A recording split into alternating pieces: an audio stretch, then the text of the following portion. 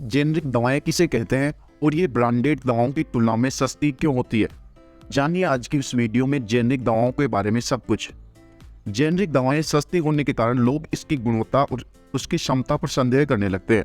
आइए, ऐसा इसलिए है क्योंकि उन्हें जेनरिक दवाओं की सच्चाई पता नहीं होती है।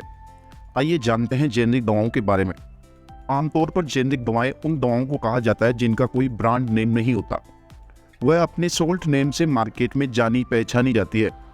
हालांकि कुछ दवाओं के ब्रांड नेम भी होते हैं, मगर वह बहुत ही सस्ते होते हैं और ये भी जेनरिक दवाओं की श्रेणी में ही आते हैं। जेनरिक दवाओं को लेकर लोगों के मन में तमाम तरह की भ्रांतियां देखी जाती है। जेनरिक दवाएं सस्ती होने के कारण उसकी गुणवत्ता पर भी सवाल खड़े किए जाते हैं, जबकि विशेषज्ञों का मानना है कि लोगों में जेनरिक दवाओं से जुड़ी भ्रांतियां दूर करने की आवश्यकता है, क्योंकि ये सस्ती होने के साथ साथ कारगर भी होती है। तो सबसे पहले हम जानते हैं जेनरिक दवा क्या होती है। अगर हम आपसे कहें कि जेनरिक दवाएं ब्रांडेड दवाओं के समान होती है, तो क्या आप इस पर विश्वास करेंगे? हाँ, इस पर विश्वास करना थोड़ा मुश्किल हो सकता है, लेकिन यह सच है। जेनरिक दवाओं में भी वही सोल्ट होता है जो ब्रांडेड कंपनियों के पास होता है। दरअसल जब ब्रांडेड दवाओं का सोल्ट और मिश्रण और उत्पादन से एकाधिकार समाप्त हो जाता है, तब उन्हीं के फॉर्मूले और सोल्ट के प्रयोग से जेनरिक दवाएं बनाई जाती है। इसलिए जेनरिक दवाएं अपने समकक्ष के समान ही होती है। इनमें सिर्फ पैकेजिंग और ब्रांडिंग और मार्केटिंग का अंतर होता है। जेनरिक दवाएं ब्रांडेड दवाओं की तुलना में सस्ती क्यों होती है? इनके प्रमुख रूप से 3 कारण हो सकते हैं। कोई विकास शुल्क नहीं है। जब कोई कंपनी एक नई दवा बनाती है तो इसके लिए रिसर्च, डेवलपमेंट और मार्केटिंग, प्रचार और ब्रांडिंग पर पर्याप्त लागत आती है।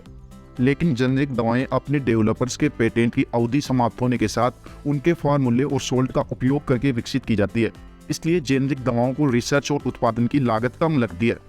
इसके अलावा जेनरिक दवाओं के निर्माण में मनुष्य और जानवरों पर बार बार क्लिनिकल ट्रायल करने का कोई खर्च नहीं होता, क्योंकि ये सभी परीक्षण मूल निर्माता द्वारा पहले ही किए जा चुके होते हैं। दूसरा है मार्केटिंग खर्च नहीं होता। जेनरिक दवाओं पर बड़े स्तर पर मार्केटिंग और प्रमोशन के बगैर साधारण तरीकों से बेची जाती है। ऐसा होने से इन दवाओं की कीमत पर काफ़ी प्रभाव पड़ता है। जब जेनरिक दवाएं बाजार में उतर जाती है तो आपूर्ति स्टॉक में सिर्फ ब्रांडेड दवाओं से बदल जाता है, जो अक्सर मात्रा में ब्रांडेड प्लस जेनरिक तक सीमित होती है और अधिक मात्रा में, इसलिए जेनरिक दवाओं की आपूर्ति बढ़ जाती है। क्या जेनरिक दवाएं ब्रांडेड दवाइयों की तरह ही असरदार है? जैसा कि हमने पहले बताया कि जेनरिक दवाएं बनाने में उन्हीं फॉर्मूला और सोल्ट का उपयोग किया जाता है, तो ब्रांडेड कंपनियां पहले ही प्रयोग कर चुकी है। इसलिए जेनरिक दवाइयों का नाम वाली दवाइयों के समान ही जोखिम और लाभ है। सभी सुरक्षा और गुणवत्ता मानकों को पूरा करने के लिए एक कठोर समीक्षा के बाद ही जेनरिक दवा को मंजूर दी जाती है। इसलिए जेनरिक दवा भी मनुष्य के शरीर पर पेटेंट दवा के समान ही असर करेगी। ये जेनरिक दवाओं को ब्रांड नेम वाली दवाओं के समान रूप से समान डोज और सावधानी पूर्वक लिया जाता है। अब जानते हैं जेनरिक और ब्रांडेड में क्या अंतर होता है। जेनरिक दवाएं पेटेंट या ब्रांड नेम वाली दवाओं के बिल्कुल समान होती है। जेनरिक दवाओं को मूल दवाओं की तरह ही एक समान खुराक में उतनी ही मात्रा में और समान तरीके से लिया जाए तो उसका असर भी पेटेंट या ब्रांड दवा की तरह ही होगा। जेनरिक दवाओं का जैसे मूल दवाओं की तरह सकारात्मक असर होता है, वैसे ही समान रूप से नकारात्मक असर भी समान रूप से हो सकता है। जेनरिक और ब्रांड नेम वाली दवाओं में मुख्य रूप से ब्रांडिंग, पैकेजिंग, स्वाद और रंगों का अंतर होता है। इनकी मार्केटिंग स्ट्रेटेजी में अंतर होता है। सबसे महत्वपूर्ण बात यह है कि इन दवाइयों की कीमत में बहुत बड़ा अंतर होता है। ऊपर हमने इन दवाओं की कीमतों के अंतर के कारणों में पहले ही बता चुके हैं।